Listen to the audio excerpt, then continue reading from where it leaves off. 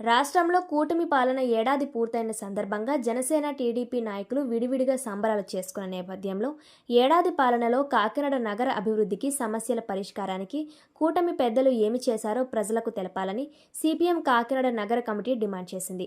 శుక్రవారం ఉదయం సుందరయ్య భవన్లో సిపిఎం నగర నాయకులు మీడియా సమావేశం ఏర్పాటు చేశారు.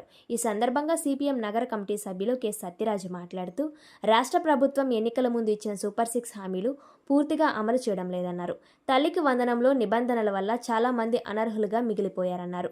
ప్రీపెయిడ్ స్మార్ట్ మీటర్లను పగలగొట్టాలని లోకేష్ గతంలో పిలుపు ఇచ్చారని, నేడు గుట్టుచప్పుడు కాకుండా స్మార్ట్ మీటర్లు బిగిస్తున్నారని విమర్శించారు. విశాఖ ఉక్కు రక్షణ విషయంలో కూడా మాట మార్చారని తెలిపారు.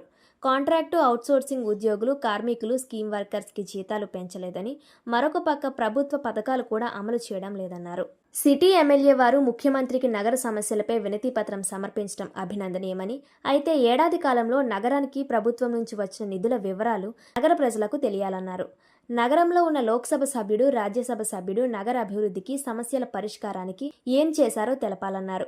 నగరంలో సమస్యలు పరిష్కారం అవుతూ అభివృద్ధి పదంలో పయనిస్తే ప్రజలే సంబరాలు చేస్తారని పేర్కొన్నారు. ఇప్పటికైనా కూటమి పెద్దలు నగర అభివృద్ధికి, సమస్యల పరిష్కారానికి కృషి చేయాలని సిపిఎం కోరుతుందన్నారు. ఈ సమావేశంలో పల్లివేల వీరబాబు, కె సత్యరాజులతో పాటు మలకా వెంకటరమణ, మేడిశెట్టి వెంకటరమణలు పాల్గొన్నారు. సిపిఎం రాష్ట్ర కమిటీ సమావేశాలు శనివారం, ఆదివారం 2 రోజుల పాటు విజయవాడ రాష్ట్ర కేంద్రంలో నిర్వహించడం జరిగింది.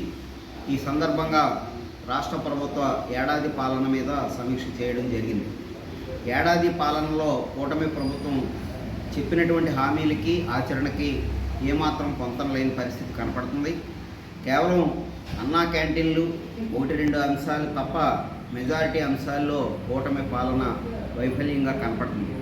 ఎందుకంటే సంక్షేమ పథకాల వరకు చూస్తే 25,000 లోపు ఉన్నటువంటి అందరికీ ఉద్యోగులకి ఈ సంక్షేమ పథకాలు అమలు చేస్తామన్నారు. కాంట్రాక్ట్ అవుట్సోర్సింగ్ ఉద్యోగులకి 18,000 నుంచి 23,000 వరకు ఉన్నది. అట్లాగే అంగన్వాడీలకి 11,000, ఆయామ్మలకి 7,000, ఆశాలకి 10,000 ఉన్నాయి.